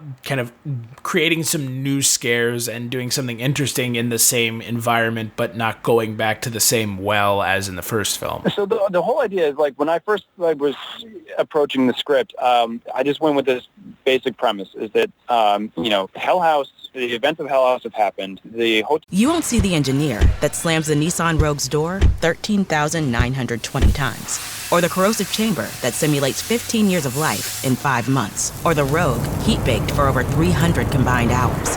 What you will see is a vehicle that can take punch after punch and keep rolling. Nissan, #1 in new vehicle quality among mainstream brands by J.D. Power. We put it through the worst, so you get its best. For J.D. Power 2025 U.S. Initial Quality Study Award information, visit jdpower.com/awards. Awards based on 2025 model year. Newer models may be shown. The hotel is still there. It's still an abandoned hotel, but it's abandoned with the Hell House props that were there in 2009. Everything that happened on that night in 2009, they're all still there, and they're just abandoned. They're just left there. So if you walk upon that hotel, what you're seeing is, everything that Hell House left there, and it's been abandoned for years, almost a decade. So how are our characters going to interact with not just coming upon an abandoned hotel, which is how Hell House came upon this abandoned hotel in the original movie, but we're coming upon 8 years past a tragedy, and the whole haunted house is still there, just more cobwebs. So I think it's just a creepy atmosphere. You're not just going into an abandoned place; you're going into an abandoned haunted house, and Halloween haunted house. So I think that just adds so much more of creepiness to the place they're entering than what Hell House was originally entering. So. You have to play with that in mind. That we're just in you tease that a little bit. We got a little glimpse of that with Diana at the end of one. Obviously, when she gets there, she's amongst the props of Hell House, but 5 years after the fact. But now we're amongst the props of Hell House 8 years after the fact. And, and what has changed? If we noticed any subtleties to how things were aligned, how things were put together, and what's in the basement, all these years later, those clowns are still sitting there in the basement. There's like little things like that I think are like fun things for the audience to see how this whole thing, how this whole place has held up after all this time. And then from there, you just approach the scares from there. How important was it for you to really reapproach the mythology and kind of build upon it and kind of take it in a different direction? There's no reason for a sequel without really getting into Alex's original reasons for being out there in the first place. And that was one of the first things I wrote, even back when Hell House was just its first draft and not even a found footage film, was that, something happened with Alex that got him looped into doing his haunted house in this abandoned place. And so I've always wanted to explore that more. And I thought the best way to explore that more was by this team going in there to find answers, to actually dig up a little bit of those answers that are still in that hotel. Why are these things there for Jessica and her team to gather? Why, almost seemingly too easy for them to just find all this, packed away in a box hidden in the basement somewhere. Why would a tape of Alex talking to someone in the hotel before Hell House even opened there be among those items? Little things like that. And I always wanted to deepen the mystery of Alex, answer some of the mystery of that as well. And I think that the sequel has to explore some of that. And that's why I'm happy about doing a sequel, is that I was able to answer a few of those questions while deepening the mystery of some of the others. The end of the film, there's a huge reveal that one of the characters you see earlier in the film is actually the ghost of Andrew Tully walking around in the real world. Talk to me a little bit about how you came up with that reveal, what your kind of thinking was, and how that will eventually play into the third film. The hotel has always used people to lure other people to the hotel. So Alex was lured there to the hotel, and the reason Alex was brought there was to get Hell House out there, and Hell House was brought out there to get more people into there in a big fashion. And the reason that Sarah reached out to Diane was to get Diane screwed. It's always going on like that. There's always people. The hotel's always trying to lure more and more people there to keep the cycle going. You can say it's to keep on feeding, if you will. And so people that have died there have been used as tools of this. In this case, it's not just the people that have been lured there since Hell House. It's one of the original people that died in the hotel, which is Andrew Tully himself, the cult master himself. Now he allegedly died in the 80s. He had hung himself. So using it, he's coming out more and more as the story goes on, because he himself has his old grand plan, and his plan was to use himself right on camera to show kind of like in a bold, brazen fashion that he can just manipulate people right there out in the open and have them not even know it and get them to the hotel. So it's just bringing him out a little bit more was something I thought was a fun little twist to do. And then it begs the question of, did he die? Well, where has he been? Or if not, where has he been? So it's just more mythology about Andrew Tully then, and this gateway question. So, that we explore a few times throughout the movie too. So I just thought it was a fun way to introduce him to the audience, because obviously he plays a big part in one just mentioned, and we show him in two, and we're going to bring out more of this mythology in three as well. So at the end of the film, you have Mitchell and Jessica and Molly all in the room together, and it's a very striking scene. It's the climax of the film. It's a pretty intense scene. Kind of, was that always the case? Did it go through some reshoots or some rewriting? Kind of, is that the initial way the ending of the film was planned out? There's always rewrites of like dialogue and everything like that, and there's, when it comes to that scene, it's a complicated scene. It was a very tough scene to shoot because of budget constraints. We had to shoot it in a very tight time frame, which is tough because it was very wordy. I'm trying to say here, it's a scene like I love the way we were able to shoot it, but I wish we could have explored that scene a little bit more. But we were just on a very, actually, believe it or not, we had less of a budget and less time to shoot the sequel than we did the first one. So, and that presented its own challenges, though. But that scene had always been, so we always wanted to introduce, formally, Andrew Tully towards the end of the film and the end of the third act, and bring up some of the ghosts of the past that they would mess with Mitchell's head a little bit more, like bringing back Diane and everything like that. So. You don't really see who kills who or what happens to who. Does Mitchell die? Does Jessica die? I never wanted that to be shown on film. I always wanted it to be a question. Because Tully does say one person gets to leave, and so what does that mean?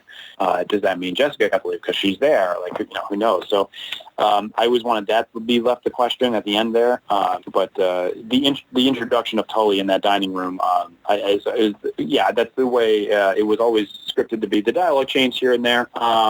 I've read some criticism that it's too much exposition happens, and I get that. I think the problem there that I was presented with is that it's really hard found footage to get a lot of story across when you're just doing one camera angle and found footage. So there are some places where we had to do some exposition, maybe too much in some scenes. But we had always originally wanted Tully to kind of intro himself at the end of the film, kind of giving us a little bit of, what he's doing, and that helps us set up the third one. So that was the intent of that scene. So the end of the film, like you've been talking about, has the setup of Andrew Tully. It has the setup of some of the kind of the returning characters. How important to you was it to have the character of Alex and Mac come back at the end of the second film to kind of explain a little bit as to kind of their fates from the first film? Yeah, I'd always wanted Hell House to be a part of this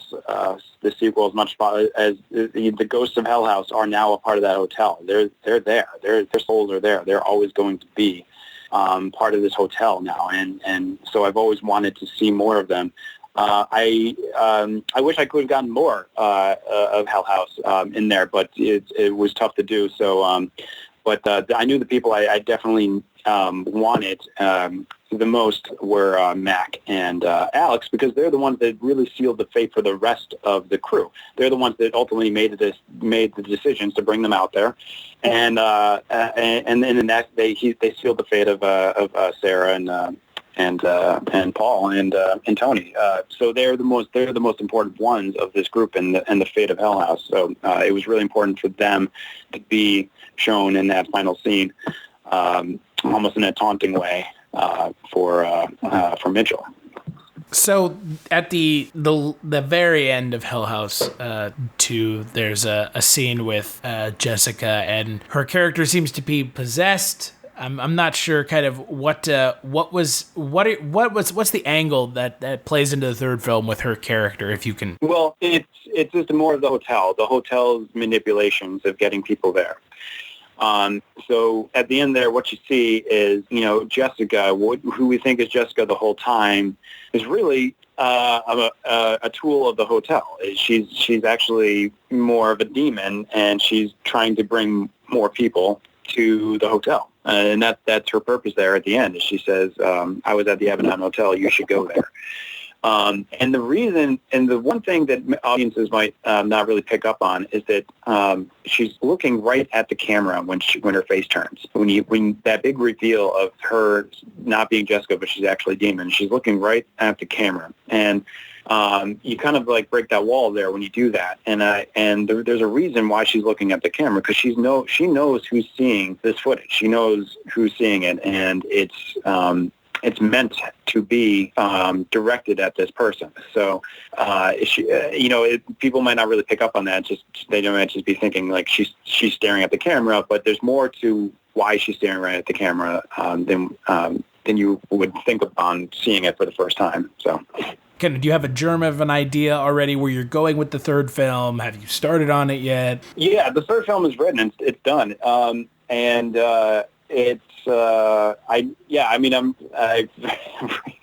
trying to contain my excitement here. I love where this story has gone, and I love how we tie everything up, and it's really just I think the scares are great. I think the scares are better than 1 and 2 combined. I'm just really excited about the third script and the finale. This is it. This is how the whole story ends, and it's all people will see how it's all been leading to this moment. And it will make sense.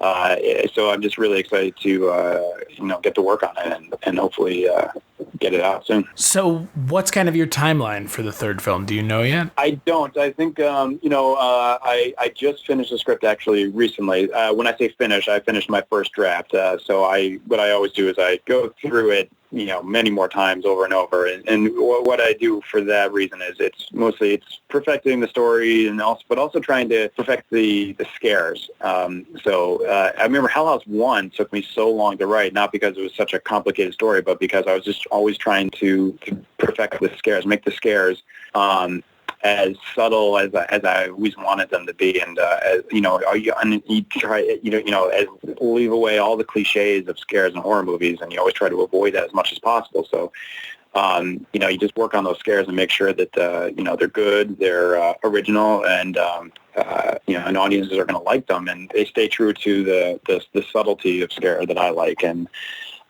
So that's what I'll be doing, working on probably for the rest of 2018 is just perfecting the script, making it sure it's exactly what I want it to be. And then in 2019, just getting going, getting it into production as soon as we can, probably, after the winter at some time. And hopefully the hope would be to get it out by next Halloween. I don't know if that's possible or not, but, we'll see. But it all depends. But that would be the ideal timeline. And kind of with the third film, that is the end of the story. That's kind of the like you said, that's the conclusion of the entire story, right? It's the conclusion of the entire story. Yeah. And it all makes sense when you watch Hell House. I think what it will do, it will make watching 1, 2, and 3 together so much fun because it all ties together in a big... You won't see the engineer that slams the Nissan Rogue's door 13,920 times. Or the corrosive chamber that simulates 15 years of life in 5 months. Or the Rogue heat-baked for over 300 combined hours. What you will see is a vehicle that can take punch after punch and keep rolling. Nissan, #1 in new vehicle quality among mainstream brands by J.D. Power. We put it through the worst, so you get its best. For J.D. Power 2025 U.S. Initial Quality Study Award information, visit jdpower.com/awards. Awards based on 2025 model year. Newer models may be shown. Circle and everything makes sense, and then you see where the larger story that was going on the whole time, and so I think it'll be a lot of fun for people in that way. I guess my last question is kind of looking at the second film has been out for about a week and a half now. Kind of what are your thoughts on the reactions you've seen on Shudder and kind of working directly with Shudder for it to be released, exclusively on Shudder? I love that it's released exclusively on Shudder, as I said, just because I'm a big fan of Shudder. So any of my work that could be on there is always just an honor. I think I've gotten such a mixed bag of responses to the film so far. Some people love it. Some people aren't really as happy with it. They, everyone says, I like the first one better. And, I know that's just the game of sequel business. And, not everyone's going to like the second one as much as the first one. But there's a lot of people that appreciated where we're going with this, and that 2 is really the foundation of something bigger, and 3, and we're leading somewhere. So, it's just been great to hear from fans, both sides, people that aren't as enthused about it, people that love it. I just always love hearing from people either way.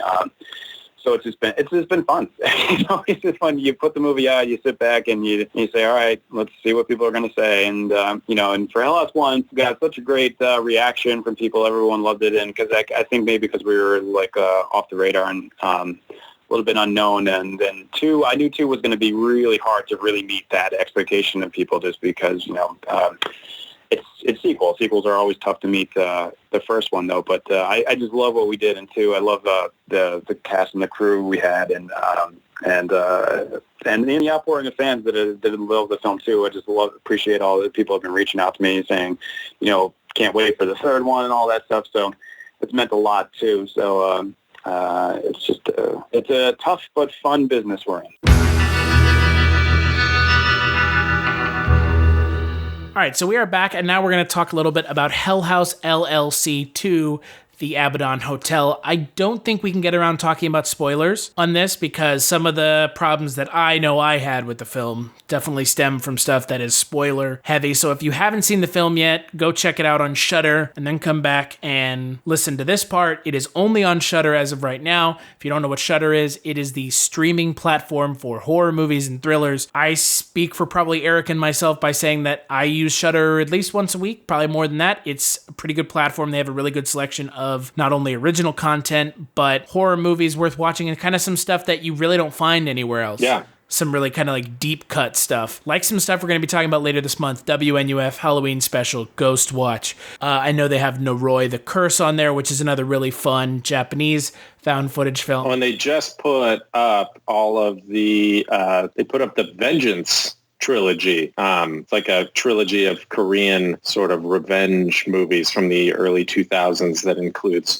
Old Boy, Lady Vengeance, and Sympathy for Mr. Vengeance. And if you haven't seen any of those movies, I would highly suggest watching all three. They definitely don't fit into our theme this month, but they're fucking awesome, and they are freshly up on Shudder. Yeah, Shudder does a really good job of keeping interesting content. Shudder is not a sponsor, but you should be. Not a sponsor at all. Not a sponsor, but they totally should be, because Shudder and Filmstruck I've talked about a lot in the last this month. We're going to talk about Shudder a fair amount, and then I talked a fair amount about Filmstruck last month when we were doing the samurai films. So, but with that in mind, Hell House LLC 2 right now is only on Shudder, so if you want to check it out, go on over to Shudder. Film is again written and directed by Stephen Cognetti. It stars Vasil Fluter, Gillian Gert, and Joy Schatz, and the second film takes a little bit of a different approach to the first film. It follows a documentary crew, again, that goes into the Hell House to kind of figure out why it is the way it is. They go into the Hell House initially to look for evidence that they believe is in the basement of the Hell House. And if you've seen the first film, the basement is where all of the crazy shit from the first film happened. So right. With that in mind, we will be talking spoilers from here on out.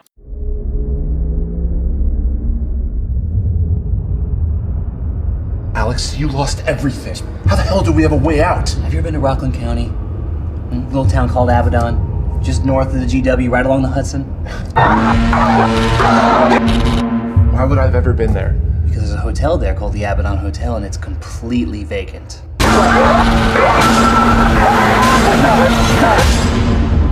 What do you want to start a bed and breakfast? No, Mac, that's where Hell House is gonna get its second life.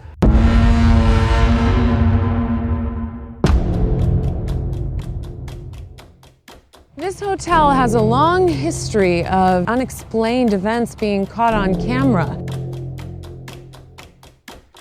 Why do they guard it so much if they're saying there's nothing wrong with it?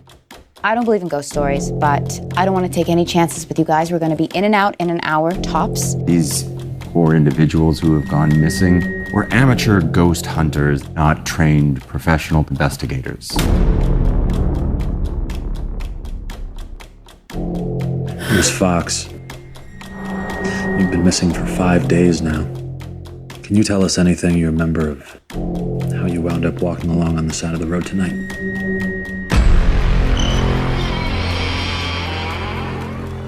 Can you tell us anything about where you've been since last Sunday?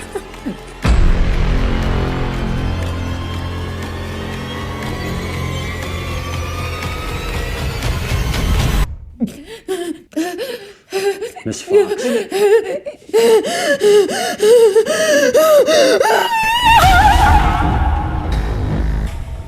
If I say drop whatever you're doing and head to the exit, you do exactly that. Come on, come on, come on, come on.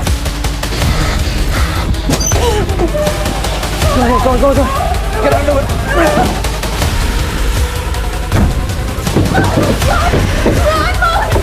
Lovely Molly's in the basement with her friends.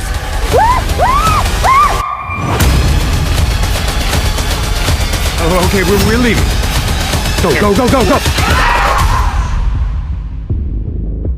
There was so much blood.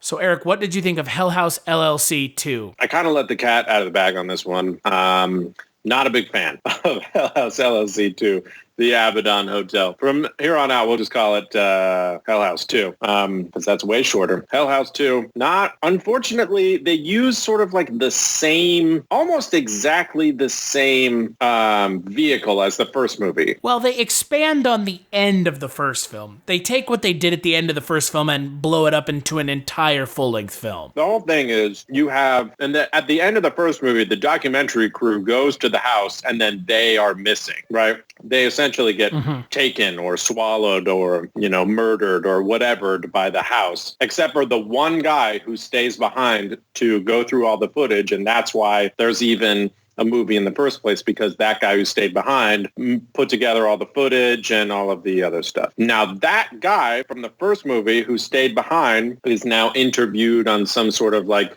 dumb cable access talk show or whatever in this movie. And some crew of like, I don't know, they're kind of like a Vice style, like documentary crew, get to the heart of the issue, blog, website thing. I don't really know. It's like Vice. They say how in the film that Jillian Gertz's website is like Vice. It's like an expose website. They, I guess, had done research on the Abaddon Hotel for some reason, I guess. Somebody found it interesting. And then they got in contact with the one surviving guy from the first documentary. So in this movie, the first movie is in the universe of the movie. They get in contact with him and then they convince him to go back to the house to try and find out what happened to the documentary crew or whatever, or what the fucking deal is with the house. Like, why is it so evil? What the fuck is the deal with all the satanic undertones from the, shit that happened there before it closed? I just found that not inventive at all. And just boring. And just like 15 minutes into the movie, I was already like, I don't want to watch this, which is unfortunate because you don't want to feel that way 15 minutes into anything, let alone an hour and a half long movie. So I'm like, fuck, I still got an hour and 15 minutes left in this movie and I already don't care about anything. I thought the most interesting part of the movie is they have the sequences where there's the girl who gets out of the house, I guess, and she gets picked up by the cops and they're interviewing her and they have her on camera and she's all fucked up and she's been missing for 5 days. And so I think that's where you start this movie. You cut out all of the extra bullshit that happens before then. And who cares about, how these guys get together and who cares about, the expose and all of this other stuff. Start it with, here's this girl who went into this house and she's all fucked up and she's been missing for 5 days and she was found on the side of the road by the cops and has no idea what happened and her memory is all fucked up and then she's like just being interviewed by the police. I thought that was really interesting. I think if you make that like the main vehicle of the story, I think that's different than the first movie, but similar enough and interesting enough to where that would be a cool sequel idea. So, like you mentioned, it's a little on the disappointing side that the film doesn't really do a whole lot different. It does kind of explain why the house is the way it is. And in this film, the issue I have with this film is the kind of the deconstruction of the first film's, I don't know, the villain. He's kind of a villain, but not really, because you never see him on screen. But everything that goes on in the first film ends up being attributed to one character, played by Brian David Tracy, who is his character. It ends up turning out that he's Andrew Tully from the first film at the end of Hell House LLC 2, and it's just not scary. Yeah, he's just like, oh, it's not scary. It's not frightening. I'm the guy who owned the hotel, and I never left, and I never died, or whatever. And I summoned demons. It's kind of nebulous. I mean, it's not. Again, it kind of makes me wonder what they were going for. Really, I mean, I understand what they were going for. They really wanted to imbue this film with a sense of mythology that the first film was kind of lacking. It was more hinted at. This movie tried to go like the full Shining with this movie and just go like the hotel lures people in and then the people it lures in never leave, you know, like. Right. At the beginning of the film, there's this whole character who ends up being lured in, and he was apparently like lured in when he was a child. Yeah. It was like the hotel took over him when he was a child. Again, it's so weird because there's this sense that there's this deeper narrative, yet when they kind of present what the deeper narrative ends up being, it's just not that compelling. It's definitely written as like a complete afterthought, which is why I said earlier in the podcast when we were talking about the first movie that my gripes with these sort of like indie properties, when they get asked to do a second movie and they feel obligated to, you know, they get a bunch of money. So they're like, fuck yeah, I'm going to make a second movie. And instead of, when you're doing a sequel and you want to do the first movie justice and you want to expand on the universe and you want to do something that, you know, might end up with, there are 1,000 Paranormal Activity movies and only like 2.5 of them are good. And then the rest of them just sort of like built on the mythology of the thing or whatever, which I also thought was terrible for those movies, that they kept doing that and they kept changing things and adding on to things. And there was weird timelines like... Well, also, don't get me wrong, we don't dislike films with mythology. I am all for mythology. I mean, one of my favorite found footage horror movies is Digging Up the Marrow. And that movie is so much fun, and it creates an interesting, compelling narrative that is rooted in reality, but also at the same time, it goes into kind of supernatural, fantasy worlds in a way, but it's rooted in reality, and so you can kind of understand where it's coming from. In this, you won't see the engineer that slams the Nissan Rogue's door 13,920 times, or the corrosive chamber that simulates 15 years of life in 5 months, or the Rogue heat-baked for over 300 combined hours. What you will see is a vehicle that can take punch after punch and keep rolling. Nissan, #1 in new vehicle quality among mainstream brands by J.D. Power. We put it through the worst, so you get its best. For J.D. Power 2025 U.S. Initial Quality Study Award information, visit jdpower.com/awards. Awards based on 2025 model year. Newer models may be shown. Film, all of a sudden, it goes from like demon clown suits possessed by demons, like clown suits possessed by demons, to just people standing in dark cloaks that you can't see their faces. And for the record, that's never been scary. I don't know. It's interesting. I don't have a problem with movies that want to build on the mythology and the lore of a universe or whatever. I really like that, where a lot of other people will be like, why are you telling me this? Just get to the part where it's scary. Unfortunately, when it's an afterthought, and I can tell that it's an afterthought, and that it was something that you were like, all right, fuck, okay, now, wouldn't it be cool if, remember that thing from the first movie? What if it was really this? Like, I can tell when you just are making shit up out of your ass for the second time around just to try and keep it interesting or to try and expand on some stuff that maybe you didn't get a chance to expand on in the first movie, which I totally get. But at the same time, like, dude, I can tell. I can tell when it wasn't planned out ahead of time. And it felt like it wasn't planned out ahead of time. And it felt like it was one of those things where it was sort of like rushed to get out as soon as humanly possible. Like, there's no way that this movie started production sooner than like the end of last year or like early this year. I would be surprised if like they wrote and filmed this movie, over a year ago, Well, I mean, and again, for me, it's just the second film, it doesn't feel different than the first film in any way that's substantial. And that's ultimately the biggest, I think, disappointment of the film, is I was expecting something a little different, something unique. And all it ends up being is just building on what we get from the end of the first film. And the end of the first film, that whole sequence with them going to the Abaddon Hotel, is the least interesting part to me. And I was a little disappointed that all this film does is just build on that in a way that's not interesting, because they end up going out of their way to demystify what the house is. And again, we have nothing wrong with mythology. It's just explaining something isn't a problem if, like you said, the explanation feels thought out and interesting and part of the universe in a believable way. Because Stephen Cognetti is building a universe with these films. He's building a universe, a trilogy of films that will stick together as one through line from the beginning of the second to the end of the second to the beginning of the third and the end of the third, because undoubtedly there will be a third one at this point. I don't think that there's any way around that.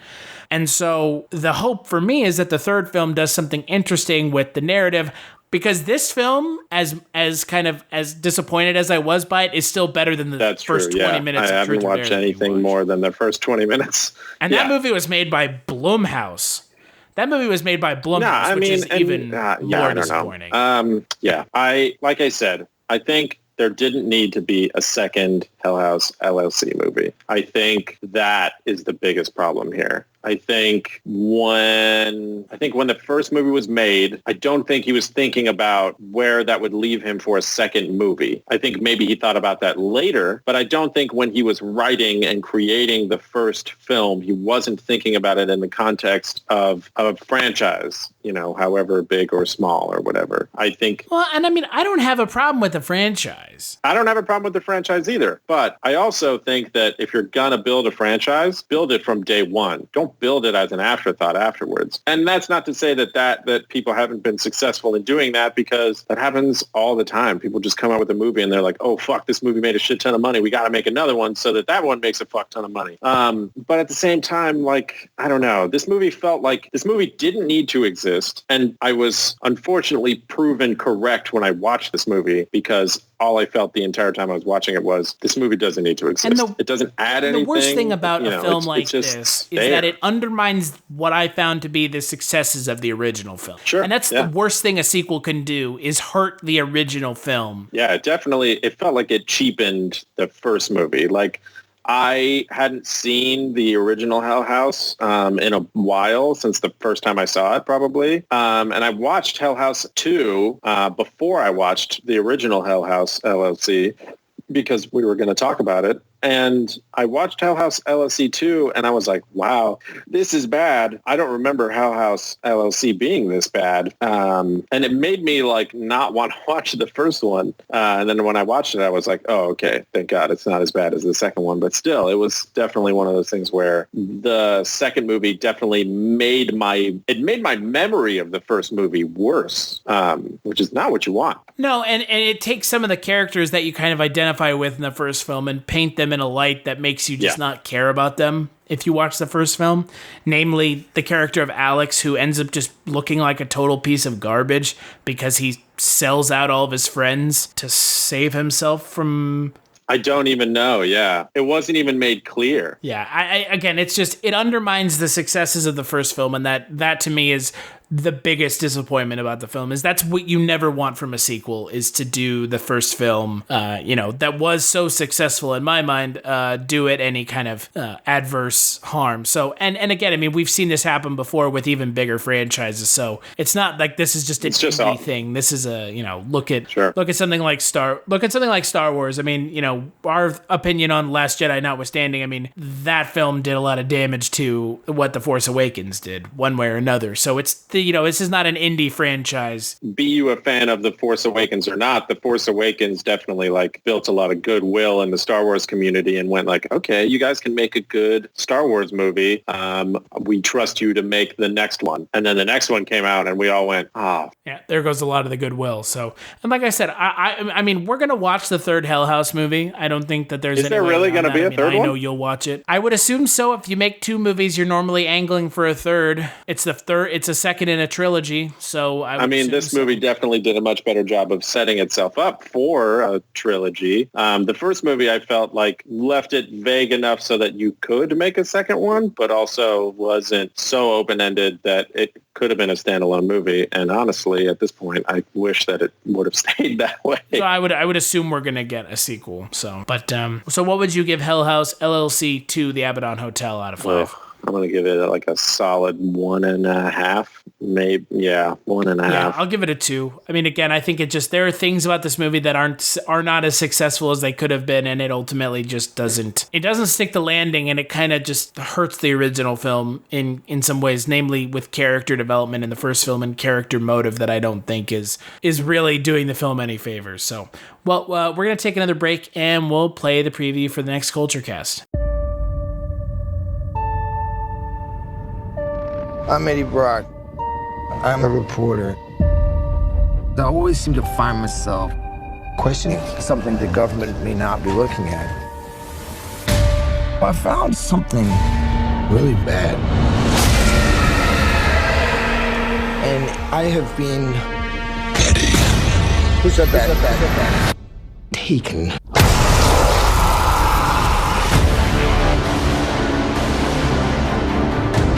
Look around at the world. What do you see? A planet on the brink of collapse. Human beings are disposable. But man and symbiote combined. This is a new race, a new species. A higher life form. What do you want from me? You'll find out. I am so sorry.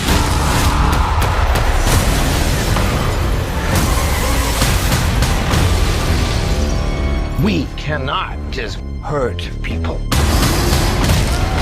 Look into my eyes, Eddie. The way I see it. We can do whatever we want. Do we have a deal? Eyes, lungs, pancreas. So many snacks, so little time.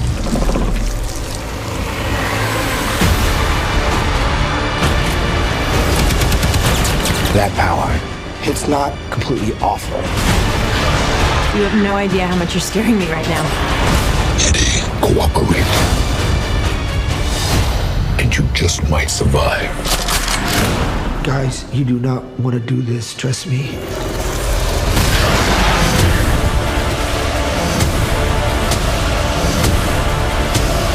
Giant leaps will always come at a cost.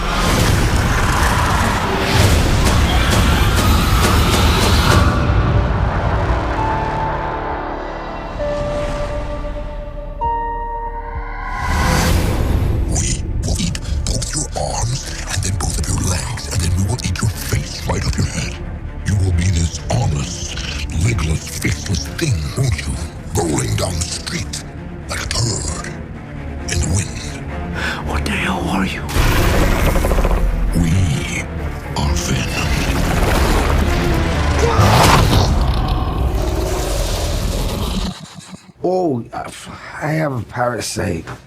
Yeah. Name is Chen.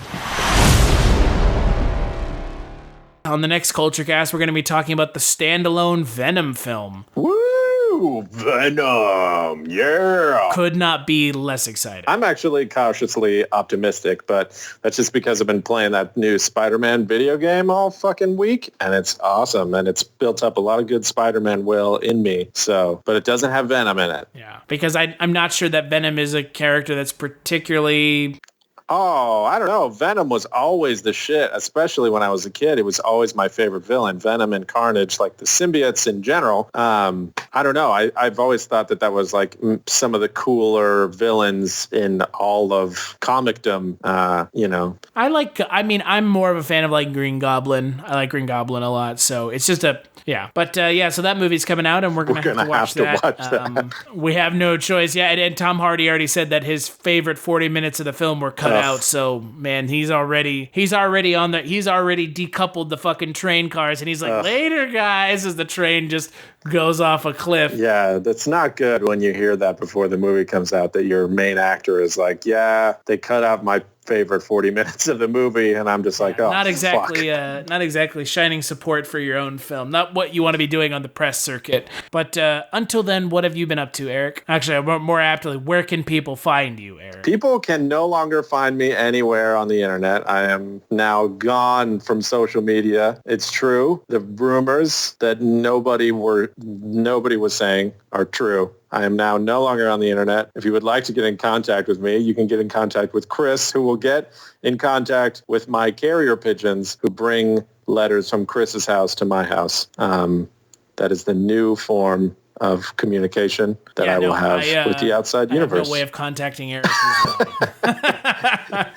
Oh, no. But, well, unfortunately, yeah, you can't follow Eric on Twitter anymore, but you can follow me on Twitter at CultureStash. You can follow the podcast on Twitter at CultureStash, or CultureStash, Jesus Christ. And you can follow the podcast over at culturecast.com. You'll find links over to iTunes where you can rate and review the show, and to Patreon if you want to kick a couple dollars our way. Donors get access to some pretty cool stuff, so go check that out. Big thanks to Eric for the intro-outro music. It's brand new and it's really great. It is? I think so. Wait, there's new intro-outro music? And I used your know music, that. Cool. dude. Yeah, there's new intro-outro music that I did. We're gonna do a new intro-outro music next week too. I don't know. I'm just saying shit. What? Yeah, I was going to say it's very vaporware, synthwavy, it's very cool. So if you wondering where that came from, it came directly from the mind of Eric. So and make sure to check out the next Culture Cast.